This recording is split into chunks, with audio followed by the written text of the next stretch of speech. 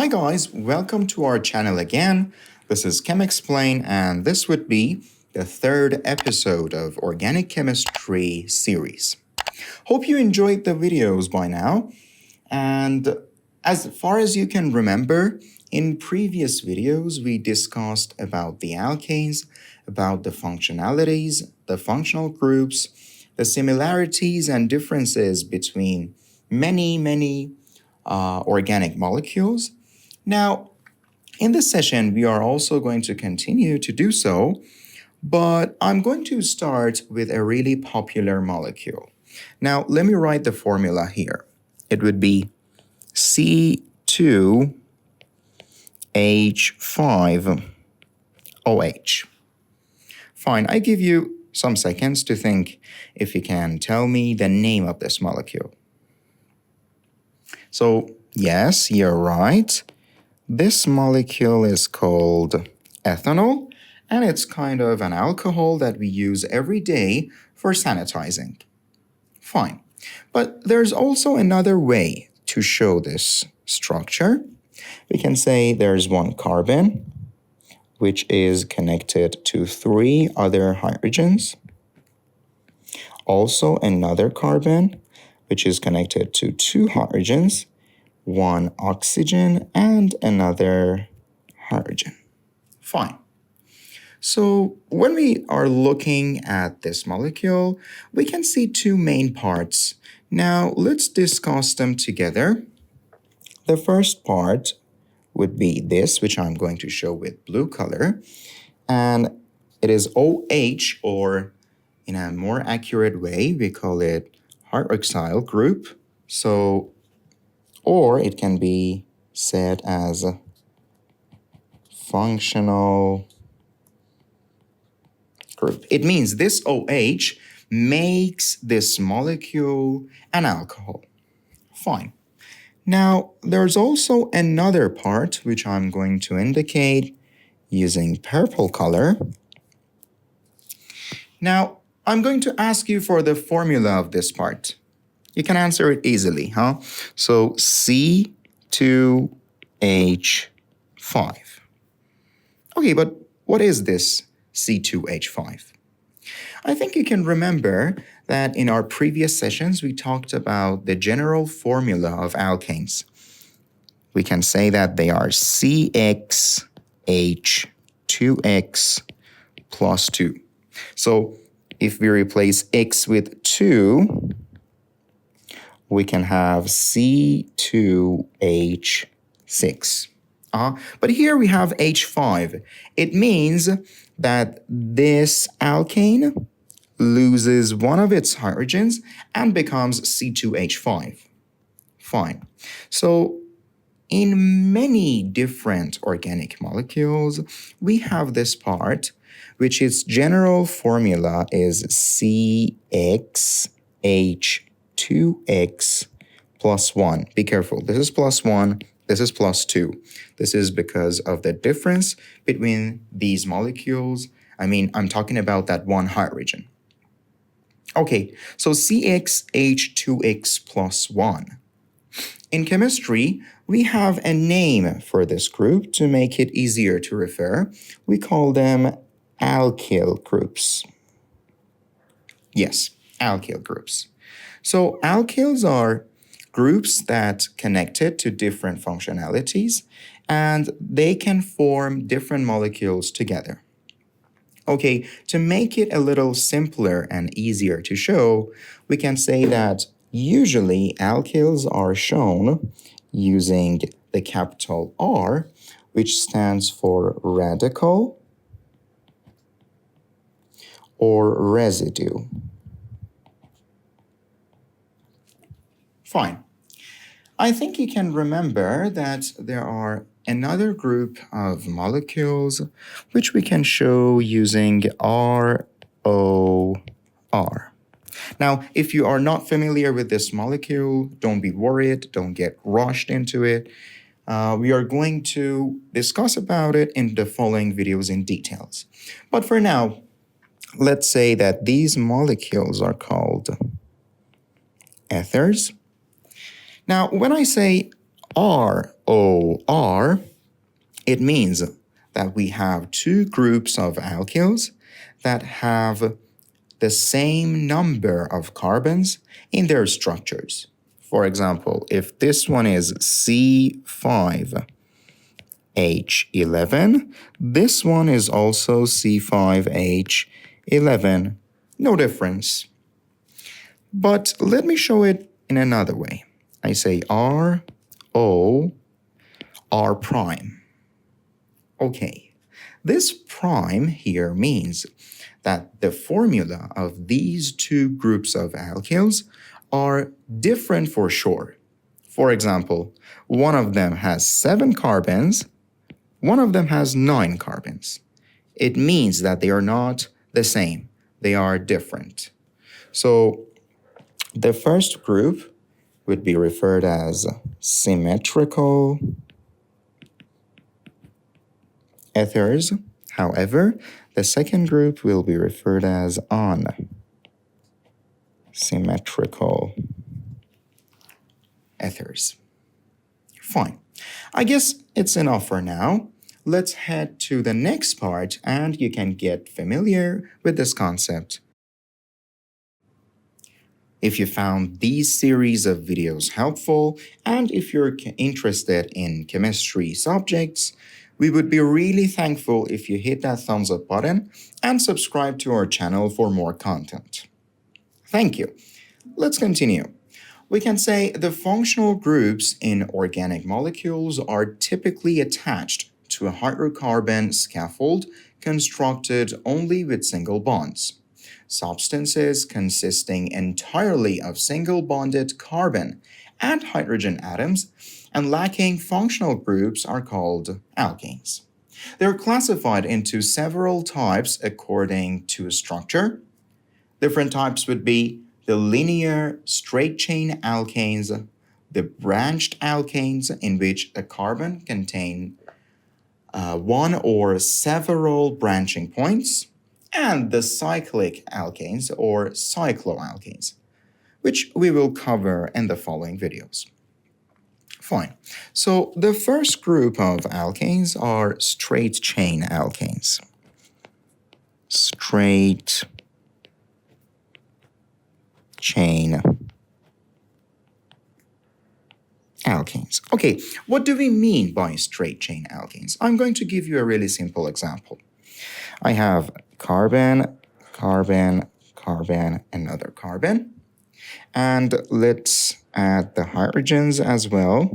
3 for this one, 2 for this one, 2 for this one, and 3 for this one. Perfect. If we look at this molecule, we can see a chain of carbons which are attached together using just simple and single bonds.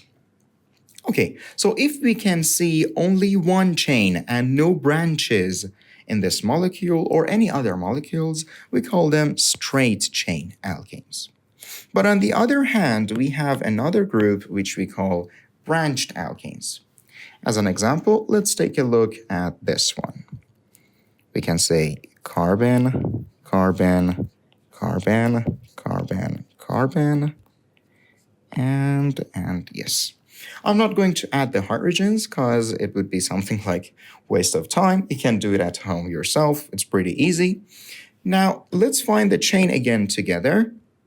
We can say that here we have a chain consisting of 5 carbons. On the other hand, we can say another branch of carbons here. So if your molecule is like this, the other branch can consist only 2 carbons, 10 carbons, millions of carbons. That would depend on the molecule. If you can see a molecule like this, with 1 branch, 2 branches, or many branches, we call them the branched alkanes. So, branched alkanes. Okay? On the other hand, there is another group of alkanes which we call cycloalkanes.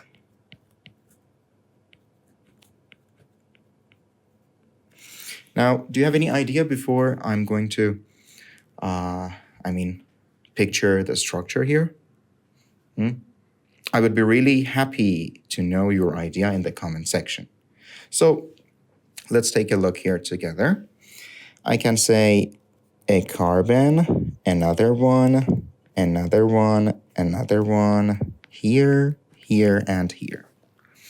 Okay, so I have a group of carbons which are connected together using only single bonds, but look here, something really interesting.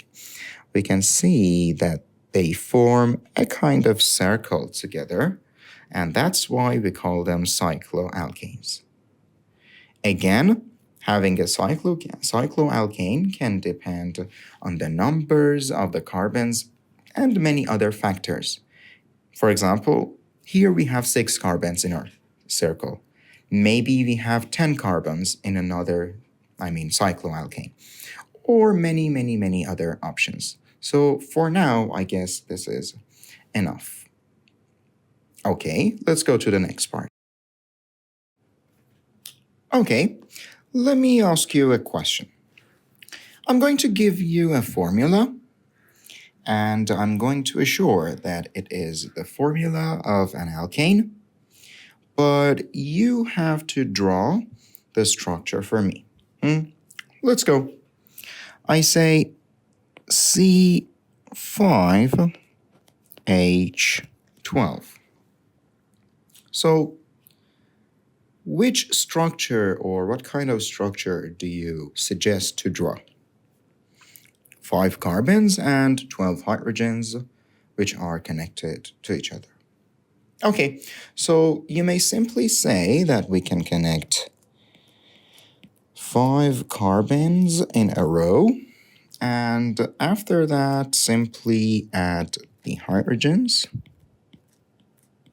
to make this form complete. Yes, you're not wrong, but you're not right also.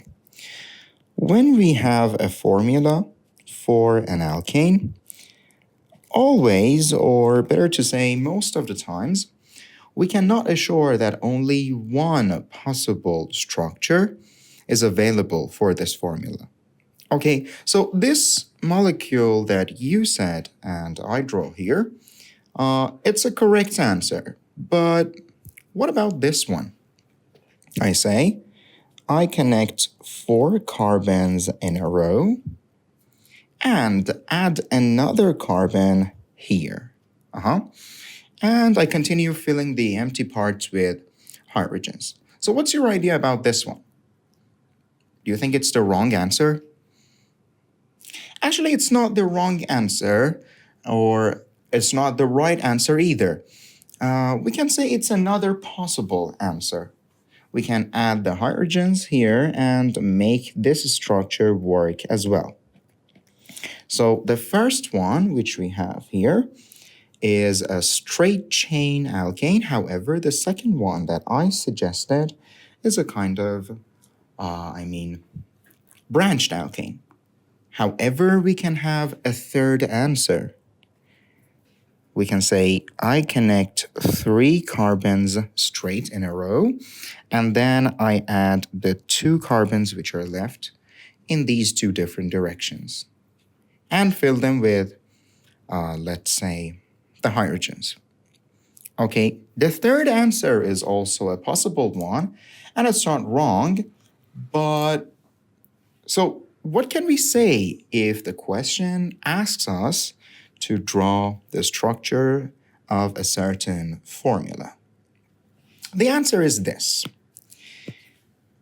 We can say that straight chain alkanes and branched alkanes can sometimes have the same formula on the paper, but they provide different structures. On the other word, we can say the straight chain alkanes and branched alkanes are constitutional isomers. So let me write it here. Constitutional isomers. Generally, when we say isomers, it means they are somehow similar, mostly their chemical formula, but they might have different characteristics, different behavior, or different structures. In this special case, we call them constitutional isomers. Now, to raise your surprising, I'm going to provide you a table. Here, in this table, we have 2 rows. And in these 2 parts, the first one shows the numbers of the carbons in one molecule. However, the second one shows the number of isomers, the number of possible isomers. We can see that we have 20 carbons in our alkane. In the following videos, we understand and we learn that we call it icosane, and it will have 366,319 possible isomers. And that is somehow really hard to calculate or draw. So as the numbers of carbons in our structures, in our molecules increase, it gets harder and harder to calculate and to draw the possible isomeric alkanes. Okay, now to understand this question and this concept really well, we are going to solve an example together.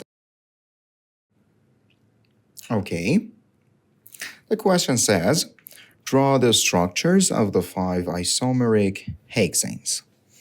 Now, when we see hex here, it means it's referring to number 6. So we can say the number of carbons in our structure is going to be 6. Okay, to start doing this, let's say drawing, it's easier to start from the straight chain alkane, which has 6 carbons connected together in a row. I'm not going to waste the time drawing the hydrogens. You can do it at home. Okay, let's go. Now, for the second structure, I recommend to reduce one of the carbons in the main chain and make it 5 carbons in our main straight chain. And add the other one to the second carbon. Okay? In the next structure, we can add the second carbon to another carbon. Like this, carbon, carbon, carbon, carbon, carbon. We can connect it to this one, for example. Okay? And be careful, if you say that we connect the carbon to this, it would be the same as this structure. So starting from here, the second carbon is connected to another one. Starting from here, the second carbon is connected to another one. So we're not going to do that. And let's get back to what we were doing here. Okay. For the next structure, I'm going to recommend another reduction in the numbers of carbon in the main chain. And let's make it 4 carbons. Now we have to add 2 other carbons, which the first possible answer would be something like this. On the second one, we can change it to something like this. Okay, so the structures that we see here are all the 5 possible isometric, let's say, structures of hexane. And that is it. We are not going to continue to do it for pentane or octane or other molecules because the number of isomers are too high for them and it would be something like waste of time. You can do it at home easily. Thank you so much.